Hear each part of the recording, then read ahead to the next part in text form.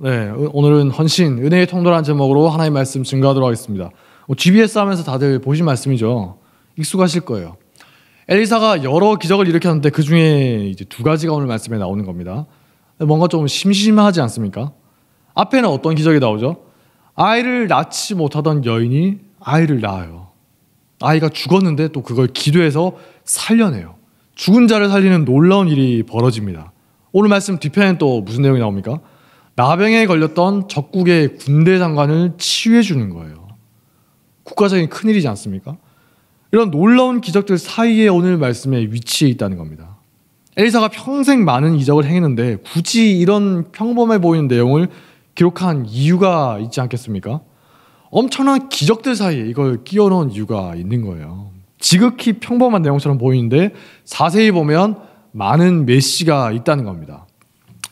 오늘 먼저 첫 번째 생각해 볼 것은 첫째로 헌신에는 반드시 은혜가 더해져야 한다는 겁니다. 첫 번째 구절부터 심상치가 않죠. 그 땅에 흉년이 들었더라. 그런데 북이스라엘 다른 곳에 흉년이 들었다면 모르겠는데 선지자와 제자들이 있는 그런 곳에도 예외 없이 흉년이 들었다는 거예요. 이때가 어떤 시대냐? 아합의 시대인 여호람 왕 시대인데 아합 때와는 분위기가 상당히 다른 때입니다. 아합 때는 어땠죠? 엘리야 선지자가 하나님께 한탄을 하지 않습니까? 하나님 다 죽고 저만 남았습니다. 여호와 하나님을 믿는 사람들 다 잡아 죽이고 바알교를 국교로 만든 그런 사람이에요. 이방 여인이었던 부인 이세벨의 영향으로 선지자들을 적대시하던 사람입니다. 여호람은 다르지 않습니까? 3장 2절을 보니까 이렇게 말합니다. 그가 여호와 보시기에 악을 행하였으나 그의 부모와 같이 하지는 아니하였으니 이는 그가 그의 아버지가 만든 바알의 주상을 없이 하였습니다. 없애버렸다는 거예요. 여호람은 바알이 국가였던 북이스라엘의 기조를 상당히 많이 바꾸었다는 겁니다. 엘리사 선지자와도 정말 많은 에피소드가 있던 사람이에요. 처음에는 엘리사가 여호람을 적대시하거든요. 여호사밧의 얼굴을 봐서 내가 너의 말을 들어주겠다 이렇게 적대시하는데 나중에 가면 정말 많은 도움을 줍니다. 막 여호람이 막 멘탈이 나가가지고 어떻게 해야 되나 이러고 있을 때 걱정하지 말고 내가 도와주겠으니 나만을 나에게 보내라. 그 외에도 여러 가지 일들을 도와준다는 겁니다. 엘리사와 정말 긴밀한 관계를 맺었던 사람이 여호람이에요. 제가 예전에 여호람에 대해서 쭉 연구해 본 적이 있는데 상당히 입체적인 인물입니다. 그냥 북이스라엘에 많고 많았던 악한 왕들과 같이 치고할 수는 없는 사람이에요. 여호람 때는 이세벨이 아예 언급되지도 않습니다. 아합이나 아하시아 때와 다르게 여호람이 철저하게 자기 어머니를 국가 정책에서 배제시켰다는 겁니다. 여호와 하나님을 믿는 것도 예전에는 불법이었는데 이제 합법화가 된 거죠. 더 이상 숨어서 믿지 않아도 되는 거예요. 제자들을 공개적으로 키우지 않습니까? 6장을 보니까 공개적으로 키우는 걸 넘어서서 학교를 확장할 정도라는 거예요. 아합 때처럼 숨어서 믿을 필요가 없다는 겁니다. 엘리사와 제자들을 통해서 조금씩 종교개혁이 이루어지고 있는 상황이에요. 충분히 만족스럽지는 않지만 예전에 비하면 훨씬 나은 상황이 된 건 확실한 거죠. 근데 이런 때에 흉년이 들고 선지자와 제자들도 어려움에 처했다는 거예요. 이해가 되십니까? 이해가 안 되죠. 아니 하나님 이전보다 더 좋은 방향으로 나아가고 있지 않습니까? 교회로 치면 극도로 혼란스럽고 어떻게 보면 타락했던 교회가 이제야 좀 정신을 차리고 제대로 믿어보나 하는데 또 어려움이 생긴다는 거예요. 성도들 중에도 그런 분들이 있죠. 이제야 마음 잡고 내가 한번 제대로 살아보겠습니다.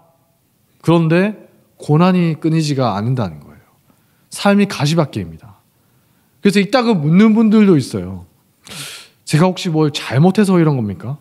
제가 이전처럼 똑같이 살아가는 게 맞는 걸까요? 그렇습니까? 아니죠. 그분이 뭘 잘못해서 그런 게 아니에요. 절대 그런 건 아닙니다. 누가 봐도 옳은 방향으로 나아가고 있다는 거예요. 그런데도 고난이 닥쳐올 수가 있다는 겁니다. 잘못된 게 아니에요.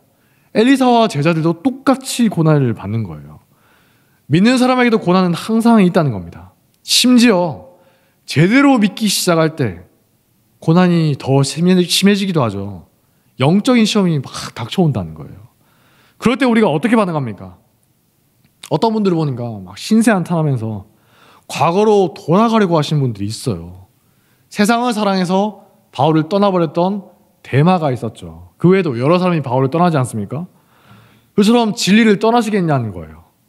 예수 믿기 시작했다가 몸도 아프고 막 사업도 어려워지니까 다시 이전으로 돌아가야 하는 거 아닙니까? 고민하는 분들이 있어요. 그거 죽는 길이에요. 돼지가 어떻습니까? 도살장에 끌려가기 전까지 잘 먹고 잘 살고 다른 돼지보다도 그렇게 잘 먹인다는 거예요. 나사로가 죽어갈 때 부자가 어떻게 합니까? 잘 먹고 잘 살았죠. 그러다가 망하는 길이에요. 과거로 돌아가는 건 가장 어리석은 선택이라는 겁니다. 그럼 어떻게 해야 되냐? 오늘 말씀 보니까 설상가상, 엎친 데 덮친 격이죠.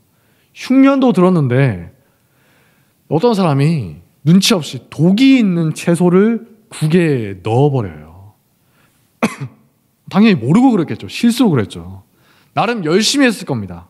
자기도 배가 고픈데 동료들을 위해서 참고 뭐라도 구하려고 막 다니다가 손에 잡히는 거 가져와서 썰어서 국에 넣었더니 독이 있는 거예요. 죽을 수 있는 독이 있어요.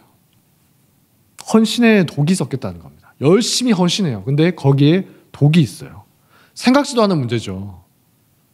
오늘 말씀에는 좀 점잖게 표현이 됐습니다. 하나님의 사람이여 솥에 죽음의 독이 있나이다. 원문을 보니까 어떤 느낌이냐? 하나님의 사람이여 솥에 죽음이 하면서 으악 하면서 비명을 지르는 거예요. 죽음의 독이 있나이다 이게 아니에요. 솥에 죽음이. 아마 누가 이제 그거 먹고 거품 물거나 막 토하면서 난리가 났겠죠. 능히 먹기 못하는지라. 이것도 어떤 의미냐? 배가 고프니까 어떻게든 먹어보려고 하는데도 도저히 먹지를 못하겠다는 거예요. 이거 먹다가 진짜 죽을 것 같은 겁니다. 다들 열심히 으쌰으쌰 해가지고 국을 끓였는데 헌신을 했는데 누군가 한 사람의 실수로 인해서 문제가 생기는 겁니다. 이럴 때 어떻게 하시겠습니까? 우리나라 사람들 잘 아는 것처럼 범인이 누구냐? 범인 찾기에서 멍석마리에서 난도질 하겠습니까? 오늘 말씀을 보면 누가 그랬냐? 끝까지 나오지가 않아요. 당연히 엘리사는 알았겠죠. 누가 그랬는지 알아요. 근데 범인 찾기를 한 게 아니라 하나님의 은혜로 문제를 해결한다는 겁니다. 가루를 넣었는데 독이 사라져요. 가루에 무슨 기적적인 효과가 있는 게 아니죠. 모세가 나뭇가지를 던졌더니 마라의 쓴물이 달게 되었더라.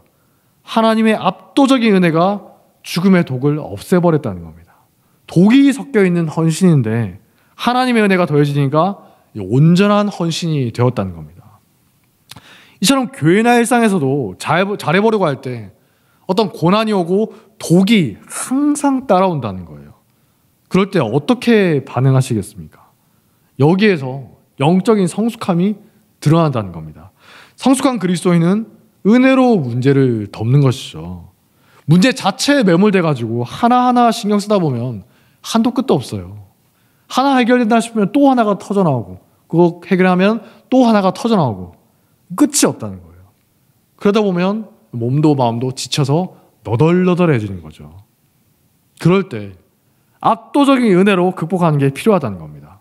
인간적인 노력으로 막 독을 없애려고 한다거나 새로 국을 끓이려고 하는 게 아니라 하나님의 은혜가 압도적으로 부어질 때 진정한 회복과 해결이 이루어진다는 거예요. 우리 교회도 보면 이제 그렇게 문제가 생겼을 때 범인 찾기 하는 게 아니라 그냥 누군지 알지만 모른 척 해주고 이제 자기가 나서서 문제를 해결하고 하는 그런 분들이 많이 있더라고요. 엘리사의 공동체가 비슷한 겁니다. 흉년이 앞으로도 당분간 계속 있을 겁니다. 하지만 엘리사의 공동체는 그런 거에 마음을 뺏기지 않고 형제 실수로 인해서 낙심하거나 좌절하지 않는다는 거예요. 형제자매의 잘못이나 허물을 알게 됐을 때 범인 찾기를 해서 정죄하는 게 아니라 모른 척 해주고 덮어주는 자세가 필요하다는 겁니다. 영적 수준이 낮은 공동체는 끊임없이 범인 찾기를 해요. 저놈이 그랬어. 제가 그랬어. 사람을 죽이는 거죠. 하지만 영적으로 성숙한 공동체는 은혜로 덮어주는 겁니다. 우리 교회에 그런 분들이 정말 많이 있습니다. 엘리사가 모른 척 덮어준 그 제자가 누군지는 모릅니다. 성경에 이름이 나와 있지 않아요. 근데 자기는 알죠. 그 이후로 자기도 그렇게 제자들을 품어주는 삶을 살지 않았겠습니까? 엘리사의 모습을 지켜봤던 제자들도 어때요? 자기들의 공동체를 그렇게 만들어갔다는 겁니다. 그게 하나님을 믿는 사람들의 바람직한 모습이기 때문이에요. 물론 이제 그 제자가 뭐 아기를 가지고 고의로 그랬다거나 상습적으로 잘못을 반복하면서 계속 국 끓일 때마다 독을 썰어놓고 그러지는 않았겠죠. 네, 그랬으면 뭐 이렇게 은혜롭게 기록되지는 않았을 겁니다. 오늘 말씀은 뭐냐? 고의적이거나 지속 반복되는 악습에 대해서 무조건 은혜로 모른 척하고 덮어줘라 이런 게 아니라 누가 봐도 실수고 부족한 허물 때문에 생긴 일에 대해서는 은혜로 덮어주라는 겁니다. 사실 우리가 살아가면서 마주치는 대부분의 일들이 실수나 허물이잖아요. 덮어주고 모른 척해주고 참아줘야 될 일이 교회나 여러분의 삶에서 마주치는 대부분의 경우지 않습니까? 엘리사가 그랬던 것처럼 우리 교회가 서로를 참아주고 덮어주고 세워주는 아름다운 공동체가 되길 주님의 이름으로 축복합니다. 둘째로 하나님은 우리의 헌신을 통해서 일하신다는 겁니다. 이 42절을 보니까 어떤 한 사람이 처음 만든 보리떡 20개와 자루에 담은 채소, 이거 곡식으로 번역할 수도 있는 건데 그걸 가져와요. 모세의 율법에 따르면 첫 번째 소사는 하나님께 바치는 거잖아요. 그걸 이제 받아서 제사장과 레위인들이 먹고 사는 겁니다. 근데 당시 북이스라엘 제사장이 어떤 사람들입니까? 여로보암 때부터 보면 그냥 돈을 내고 제사장 직분을 사는 사람들이 많이 있었다는 거예요. 그런 상황에서도 경건한 사람들은 여전히 첫 번째 소산을 하나님께 바쳐야 한다. 말씀을 잊지 않았다는 겁니다. 그래서 제사장 대신에 하나님의 사람에게, 선지자에게 드리려고 가져온 거예요. 흉년 상황인데 이런 결단 내리는 게 쉽지가 않았겠죠. 보리떡 20개면 20명이 먹을 수 있는 양이었다고 하니까 아껴 먹으면 자기 가족들이 한 며칠은 버틸 수가 있는 그런 양이에요. 하지만 말씀에 따라서 순종하는 마음으로 아낌없이 하나님께 바치러 나왔다는 겁니다. 그 결과 놀라운 일이 벌어지죠. 마치 예수님의 오병이어 같은 기적이 구약시대에도 이미 벌어지고 있다는 거예요. 엘리사의 사화는 어떻습니까? 예수님의 제자 빌립처럼 계산부터 하는 거죠. 이걸로 몇 명을 먹일 수 있고. 요한복음 6장 5절을 보니까 이런 내용이 있습니다. 예수께서 눈을 들어 큰 무리가 자기에게로 오는 것을 보시고 빌립에게 이르시되 우리가 어디서 떡을 사서 이 사람들을 먹이겠느냐 하시니 이렇게 말씀하심은 친히 어떻게 하실지를 아시고 빌립을 시험하고자 하심이라. 빌립이 대답하되 각 사람으로 조금씩 받게 할지라도 200데나리온의 떡이 부족하리이다. 제자 중 하나 곧 시몬 베드로의 형제 안드레가 예수께 여짜오되 여기 한 아이가 있어 보리떡 5개와 물고기 2마리를 가지고 있나이다. 그러나 그것이 이 많은 사람에게 얼마나 되겠사옵나이까. 예수님이 어떻게 할지 아시고서 시험하고자 물으셨다는 거예요. 근데 빌립과 안드레는 불신으로 응답하는 거죠. 맞는 말이에요. 고작 그걸로 그 많은 사람을 어떻게 먹이겠습니까? 이성적으로는 맞아요. 하지만 은혜가 배제된 말입니다. 아까 하나님의 은혜가 임하니까 어때요? 독이 섞인 헌신도 모두를 먹이는 양식이 되지 않습니까? 그처럼 하나님의 은혜가 임하니까 보잘것처럼 없이 보이는 헌신이 놀라운 일을 하게 된다는 거예요. 하나님의 능력이 작은 헌신을 통해서 임한다는 겁니다. 근데 이게 여러분 하나님의 능력이 임하는 주된 방식이라는 거, 이걸 잊으시면 안 됩니다. 우리가 자꾸 착각할 때가 있어요. 소위 이제 기적 중심적인 신앙이라는 거예요.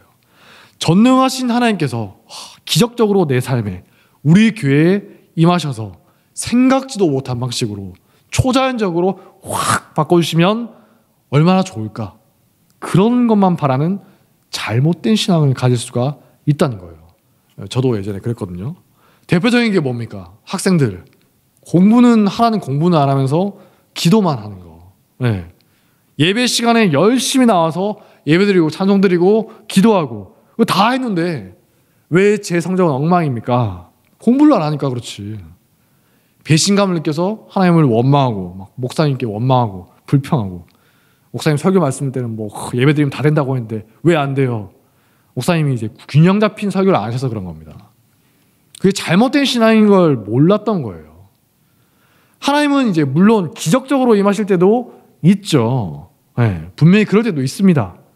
기적을 부정하면 안 돼요. 분명히 그럴 때도 있어요. 근데 여러분 성경 한번 잘 읽어보십시오. 대부분의 경우 하나님이 어떻게 일하시냐? 사람을 통해서 일상적으로 일하신다. 성경에 나오는 그 기적들 어떻습니까? 그 긴 세월 동안 이루어졌던 많은 일들을 압축적으로 집중적으로 뽑아서 기록한 거기 때문에 여러분들이 볼 때 뭔가 많은 것처럼 보인다는 거예요. 근데 그런 기적 없이 살아간 세월이 압도적으로 많다는 겁니다. 대부분의 시간은 말씀에 따라서 평범하게 헌신하는 사람들 통해서 이루어진다는 거예요. 기적을 바라면서 살아가는 게 아니라. 여러분들 아시는 사자성어 중에 수주대토라는 고자성어가 있지 않습니까? 어떤 농부가 밭에서 열심히 일을 하고 있는데 이제 나무 그루터기에 앉아서 쉬고 있었는데 토끼가 갑자기 뛰어나와서 뭐 쫓기고 있었는지 그루터기에 머리를 확 들이받고 죽어버려요. 토끼 고기가 생긴 거죠. 횡재한 거지 않습니까? 농부가 이제 토끼 고기를 가져가서 맛있게 먹었겠죠. 다음 날부터 농부가 농사는 짓지 않고 하루 종일 나무 그루터기만 앉아서 바라보고 있는 겁니다. 또 언제 토끼가 와서 죽어주나. 그것만 기다리는 거예요. 한심한 거죠. 농사를 망치는 겁니다. 그런데 우리가 신앙생활을 하면서 농부처럼 수주대토식의 신앙을 가질 때가 있다는 거예요. 기적만 바라면서 일상 중에 임하는 말씀의 역사를 무시한다는 거예요. 사실상 성경에 나오는 대부분의 인생이 말씀에 근거한 일상이거든요. 기적적으로 무슨 일이 일어나고 이런 거 알아보시면 생각보다 얼마 되지 않는 걸 알 수가 있습니다. 근데 하도 임팩트가 크다 보니까 그게 다라, 그게 전부구나 이렇게 착각한다는 거예요. 기적적인 신앙의 위험성인 거죠. 그렇다면 인생의 대부분을 차지하는 대부분의 시간 동안 하나님의 일하심은 어떻게 드러나는 것이냐? 오늘 말씀에 나오는 것처럼 어떤 한 사람, 이름도 나오지 않아요. 오병이어 기적 때도 그 떡과 물고기를 받았던 어린아이의 이름 아시는 분 계십니까? 아무도 몰라요. 이름이 나오지 않습니다. 그런 건 하나도 중요하지 않다는 거예요. 심지어 성경에 보면 선지자가 무슨 일을 하는데도 이름이 나오지가 않아요. 어떤 한 선지자가, 어떤 하나님의 사람이 이렇게 표시되는 경우가 있어요. 성경은 사람이 드러나는 걸 원하지 않는다는 거예요. 어떤 한 사람의 작은 헌신일 뿐인데 그걸 통해서 하나님이 놀라운 일을 행하신다는 겁니다. 헌신을 했던 사람도 상상하지 못했던 거죠. 지켜본 사람들도 생각지도 못한 일입니다. 이성적으로 따졌을 때는 있을 수가 없는 일인데 그게 하나님의 일하시는 방식이고 대부분의 일이 그렇게 이루어진다는 거예요. 여러분 주변의 사람을 통해서 그리고 작은 헌신을 통해서 우리 교회도 보면 그런 분들이 많지 않습니까? 어려운 중에도 형편을 아는데 11조를 낸다거나 헌신하는 분들이 있어요. 정말 바쁜데도 와서 헌신하는 분들이 있다는 겁니다. 지금 선교 떠났는데 선교지에 가서도 물심양면으로 선교팀을 섬기고 보이지 않는 곳에서 돕는 분들이 많이 있다는 거예요. 식당 봉사를 비롯해서 청소나 정리하는 거 해보지 않으면 잘 모르는 일들이 도처에 있다는 겁니다. 저도 어렸을 때는 전혀 몰랐어요. 근데 교회에 와서 어디에 가서 그냥 몸만 와서 즐기고 집에 돌아가면 그만이에요. 전혀 몰랐어요. 근데 알고 보니까 그 모든 일이 이루어지기 위해서 처음부터 묵묵하게 준비하고 진행하고 도와주고 또 끝난 후에도 다 떠난 후에 남아서 뒷정리를 하는 분들이 있었다는 겁니다. 지난주 토요일에도 이틀 전에 토요일에도 3일 전인가요? 토요일에도 보니까 어떤 팀의 이제 선교팀들 다 어지럽히고 다른 사람들 연습 끝나고 획 가버리고 나서 이제 끝까지 남아서 정리하는 분들이 있었다고 하더라고요. 그런 분들이 중요한 거죠. 제가 군대에 가서 크게 깨달은 것 중에 하나가 뭐냐? 세상에 그냥 되는 일은 없다. 군대 가기 전에 어떻습니까? 제가 전역하고 정말 행복한 것 중에 하나가 뭐냐면 눈이 내려도 제가 치울 필요가 없어요. 어느 순간 가면 다 치워져 있습니다. 식사 준비나 뒷정리도 누군가가 어렸을 때는 보면은 다 해줬거든요. 근데 제가 군대에 가니까 제가 직접 해야 되더라고요. 내가 안 하면 누가 하리. 새벽 2시, 3시 뭐 이럴 때도 깨서 갑자기 그 강원도에 폭설이 내리기 시작하면 눈이 그칠 때까지 밤새 쓸어야 됩니다. 눈이 그치지 않으면 낮에도 계속 쓸어야 돼요. 훈련이나 행사가 끝난 후에도 여러분 아시죠? 그 훈련 때 했던 것들 다 정비해야 돼요. 며칠 동안 정비해야 됩니다. 누가? 내가, 우리가. 어느 것 하나도 그냥 되는 게 없어요. 내가 아니면 누군가가 해야 되는 일입니다. 물론 이제 군대에서는 의무적으로 해야 되니까. 안 하면 잠도 못 자고 혼나니까. 아니면 이제 하기 싫다고 안 하다가는 이제 끌려가서 얻어 터지니까. 꾸역꾸역 했던 건데 교회에서는 아니죠. 억지로 하라고 강요하지도 않아요. 한다고 해서 땡전 한 푼 나오지도 않습니다. 밥만 줍니다. 안 한다고 또 맞지도 않아요. 그런데도 매주 성실하게 섬기는 분들이 있다는 겁니다. 그런 분들 덕분에 우리 교회가 지금까지 버텨온 거예요. 그런 분들 특징이 또 보면 드러내는 걸 싫어하시더라고요. 제가 보고서 막 칭찬을 한다거나 아니 어디 가서 어떤 분이 그러시더라 말하면은 그걸 굉장히 부담스러워 하십니다. 저한테 와서 그런 거 하지 마세요. 그냥 조용히 섬기고 싶다는 거예요. 남들에게 인정받으려고 칭찬 드리려고 하는 게 아니라는 겁니다. 어떤 한 사람 누굴까요? 천국 가면 안 되겠죠. 어떤 한 사람 이름도 드러나지 않은 무명의 한 그리스도인으로 섬기고 싶다는 겁니다. 최근에 우리 교회에 굉장히 신선한 바람이 불지 않습니까? 제2 남전대를 가장한 사실상의 전 교인의 모임이 있어요. 어떤 좋은 사조직이 있습니다. 그분들의 헌신을 통해서 교회에 새로운 바람이 불고 열정이 살아나고 선한 영향력이 퍼져가고 있다는 거예요. 제가 어릴 때나 봤던 그리운 모습들이 있어요. 뭐 20대 초반에 청년 때나 봤던 거. 교회에 머무르면서 교제하고 교회에서 많은 시간을 보낸 그런 좋은 모습들이 점점 늘어나는 것 같습니다. 청년부가 또 부흥하고 있죠. 청년부 내에도 보니까 제가 헌신하겠습니다. 이런 좋은 청년들이 많이 있어요.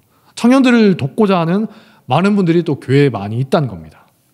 이제는 우리 교회가 정말 잘 됐으면 좋겠습니다. 안정적으로 성장하길 바랍니다. 서로를 세워주고 사랑하고 그렇게 성숙한 모습으로 나아가는 그런 교회가 되길 바랍니다. 성도들의 간절한 마음이 막 여기저기서 터져나오고 있다는 겁니다. 그러니까 내가 뭘 할 수 있겠습니까? 그렇게 생각하지 마시라는 거예요. 하나님 작은 것 하나도 다 아시는 분이잖아요. 전능하신 분이잖아요. 20인분의 떡으로 100명을 먹이시고 어린아이의 도시락으로 수천 명을 먹이시는 분이라는 겁니다. 우리에게 필요한 건 뭐냐? 믿음과 작은 헌신뿐이에요. 내가 모든 걸 다 해야 되는 거 아닙니까? 내가 모든 과정을 다 알아야겠습니다. 착각하지 말라는 겁니다. 우리는 그냥 하나님께서 우리 각자에게 주신 것들로 각자의 방식으로 헌신하면 된다는 거예요. 그러면 하나님 그걸 어떻게 놀랍게 사용하실까? 알 수가 없어요. 우리는 그냥 기대감을 가지고 묵묵히 헌신하고 있다 보면 된다는 겁니다. 그런 헌신이 늘어날 때 자기 자신을 드러내지 않는 무명의 사람들이 많아질 때 우리 교회는 하나님 기뻐하시는 공동체가 될 것입니다. 마지막 세 번째, 그렇게 바쳐진 헌신을 결코 헛되게 낭비하지 마시라는 겁니다. 엘리사는 자기에게 맡겨진 헌신을 헛되게 쓰지 않았죠. 흉년의 때 다들 배고프잖아요. 엘리사도 배가 고파요. 네. 내일도 양식을 걱정해야 되는 그런 때입니다.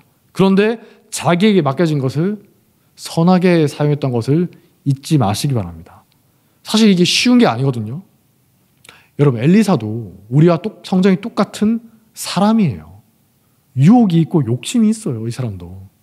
근데 어떤 위치에 있을 때 자기에게 맡겨진 권한이나 물질을 선하게 쓴다. 절대 이거 쉬운 거 아닙니다. 유혹이 있고 욕심이 있다는 거죠. 여러분 직장에서 직급이 올라가면 더 많은 권한과 물질이 생기지 않습니까? 하다못해 법인카드도 생기잖아요. 근데 그걸 다 선하게 활용합니까? 아니죠. 의외로 선하게 쓰는 사람은 드물다는 겁니다. 군대에도 마찬가지예요. 계급이 올라가면 밑에 이제 후임들이 많아지고 후임들의 섬김, 자발적이진 할지 모르겠지만 헌신이 있거든요. 헌신을 받아요. 아무래도 이제 지시하거나 뭘 받는 일이 더 많아지게 됩니다. 근데 그럴 때 자기가 가지게 되는 권한으로 뭘 하느냐, 사람마다 다 달라요. 대부분의 경우에 어떻게 하느냐, 소위 이제 완장찬다고 하지 않습니까? 이제 꺼드럭거리면서 이제야 내 세상이 왔구나, 욕심대로 살아갑니다.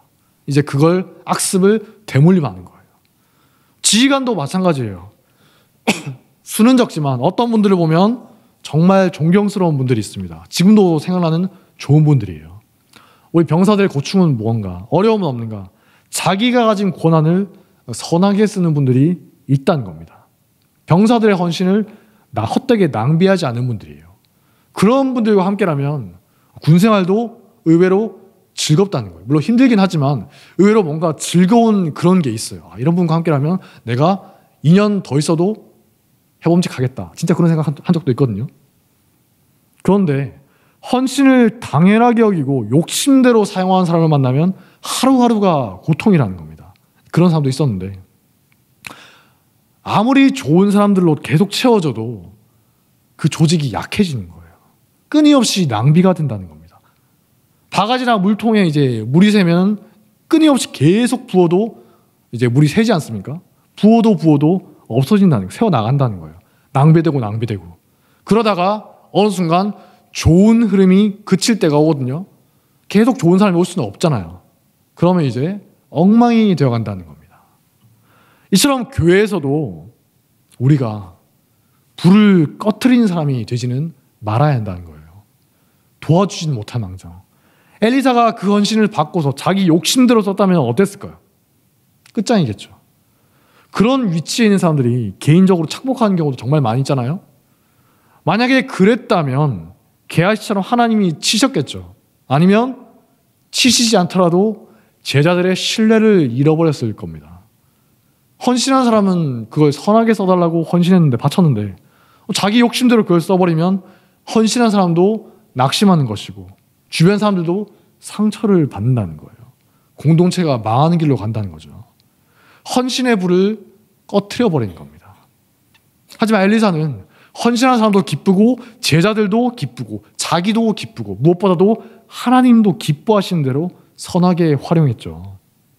공동체 전체가 끊임없이 기쁨과 은혜로 넘쳐날 수가 있게 된다는 겁니다. 우리 교회에도 헌신하는 분들 있지 않습니까? 그분들을 돕지는 못할 망정 불을 꺼트리는 사람이 되지는 맙시다. 내가 받은 헌신이 있습니까? 당연하게 여기거나 내 마음대로 하려고 하지 말고 어떻게 하면 그걸 주님 뜻대로 선하게 쓸 수 있을까? 어떻게 하면 더 많은 헌신으로 불이 번져가게 할 수 있을까? 고민하십시오. 헌신한 분들이 겨우 피워낸 불을 내가 꺼뜨려버리면 안 되잖아요. 또 헌신자들 향해서 비난하는 말을 하지 맙시다. 불만이 있으면 내가 대신하면 되는 거예요. 근데 나는 하지도 않으면서 불평불만만 늘어놓고 막 손깍질만 하면서 비난하면 그것도 불을 꺼뜨리는 거예요. 아까 봤던 것처럼 모든 헌신에는 독이 있습니다. 우리가 아무리 헌신을 한다 하더라도 좋은 마음으로 헌신을 해도 부족함이 있다는 거예요. 세상에 온전한 헌신이 어디 있겠어요? 다 죄인인데. 우리가 하는 모든 헌신이 독이 있고 부족함이 있어요. 하지만 헌신하는 마음을 보라는 거예요. 마음 중심을 보시는 하나님처럼. 혹시 부족함이 보인다. 내가 가서 도우면 되는 겁니다. 아니면 도저히 답답해서 안 될 것 같아. 그냥 제가 하겠습니다. 자기가 짐을 맡으면 돼요. 헌신하는 분들이 뭔가 부족한 게 보인다 하더라도 격려해주고 칭찬하고 참아주고 도와주고 세워주는 분위기가 될 때 우리 교회는 헌신의 불로 날마다 활활 타오를 것입니다. 다들 잘하고 계세요. 제가 가끔 걱정이 됩니다. 여러분들의 헌신에 제가 따라가지 못할까 봐 걱정이 될 정도로 열심히 하는 분들이 정말 많이 계십니다. 우리의 작은 헌신을 통해서 하나님이 어떤 놀라운 일을 이루실까? 내일은 또 어떻게 하실까? 다음 주에, 다음 달에, 내년에 하나님께서 우리 교회를 통해서, 저분들을 통해서 얼마나 놀라운 일을 이루실까? 저는 기대하는 마음이 있습니다. 여러분 기대하는 마음 없습니까? 기대가 되시죠? 네. 기대하는 마음으로 즐거이 헌신하는 공동체가 되길 바랍니다. 불꽃 같은 열정으로 끊임없이 타오르는 우리 교회도 뭐 불꽃 수학 이런 분 계시죠. 불꽃 열정으로 끊임없이 타오르는 역동적인 교회가 되길 주님의 이름으로 축복합니다. 자리에서 일어나겠습니다. 하늘의 것을 구하게 하소서 찬양하겠습니다.